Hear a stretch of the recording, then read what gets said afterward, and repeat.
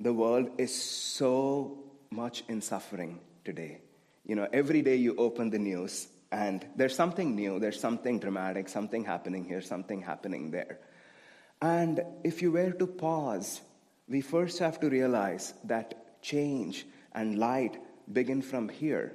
The center is in our own hearts. What does it mean to love? Of course, you can send prayers for war-torn countries. You can send prayers for people in decision-making capacity who are fighting the battle, and it is worth doing. But even more importantly, to even watch our own inner life. Just as that reading was saying, that prayer that Shama read, that we all affirmed and prayed together, joy, perfect joy, and the joy and perfection of God is awaiting discovery within our own inner being. More of us, as we tune into that, as we become aware of that, as we start seeking it more consciously in the highest way possible, as we start channeling and expressing it, the more there is power to goodness, the more this battle gets won. And all that happens in our own lives, just think about it.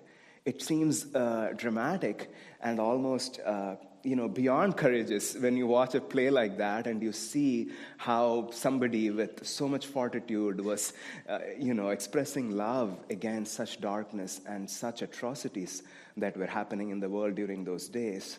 But also, coming back to our own lives, all the little emotions that we go through, the annoyances, the frustrations, the people that we deal with, is it possible, even in that small situation, for us, in fact, to tune into light and love and goodness, to be able to see that everybody is made the same way? And what I'm seeking, that's what they're seeking too. They're just seeking it perhaps in the wrong way, but what do I know? I personally have also been seeking it in all kinds of ways that have not served me in the past. And to constantly keep reminding ourselves of what our true nature is. That we are made of light, we are made of goodness. It is so hard to believe in times of conflict like that somehow that I, as one individual, by meditating, by praying, by bringing my light and my love into the situation, somehow can affect something that looks so beyond control, so beyond me. But do not underestimate the power of the individual human heart, because everything in history also happened from a small source, from one person, from a group of people, and from there, all goodness and all evil, everything happened the same way. Power always manifests that way. It manifests from the commitment of individual heart, whether to light or to darkness. And the more of us that commit to that goodness, the more power there is. I'll end with just this one story. This is from Lightbearer. Asha talks about the years of lawsuit that Swami Kriyananda went through. And in the thick of it, there were a lot of attacks on him, a lot of slander. But the attorneys that were actually against him were very, very evil people. And it was, I'm sure, very disheartening, both for Swamiji and everyone around him.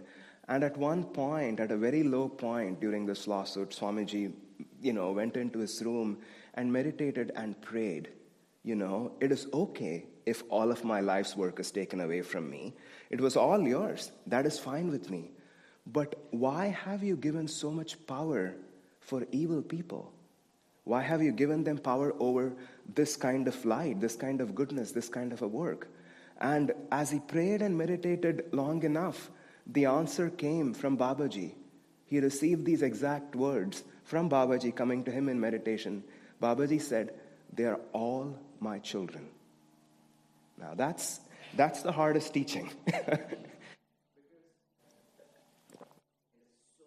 It is so much easier to deal with chaos, to deal with conflict, to deal with all the ugliness in this world by labeling people as bad, by having the ability, the opportunity to channel our anger towards this politician or this party or this way of thinking or this principle or this philosophy. That's not what's happening, though. The conflict is happening on a whole other level. And they're all God's children, strangely enough, doing God's work. It doesn't look like it. But they are, because if it was not God's work, it wouldn't be happening. Unfortunately, they're also suffering And they believe that by imposing that suffering on others, by reflecting it, somehow it's going to make them feel better. Now, for those of us who know that is not true, the most important need of the hour is to hold on to our belief, to hold on to that faith with greater and greater conviction, to channel that light and goodness in our own lives in all the small and big ways possible, because that is the only antidote. We are all made of goodness. We are all made of light. Everybody in this world. It doesn't mean that you be naive, you be passive, that you surrender to darkness and evil. That's not what Dr. King did. That's not what any great saint did. That's not what Jesus did. But they all channeled love. They never allowed any sense of hatred or animosity to take root in their own hearts. And that is the battle. That's the battle that's happening right now in each one of our hearts. And if we win that, the battle is already won. God bless you.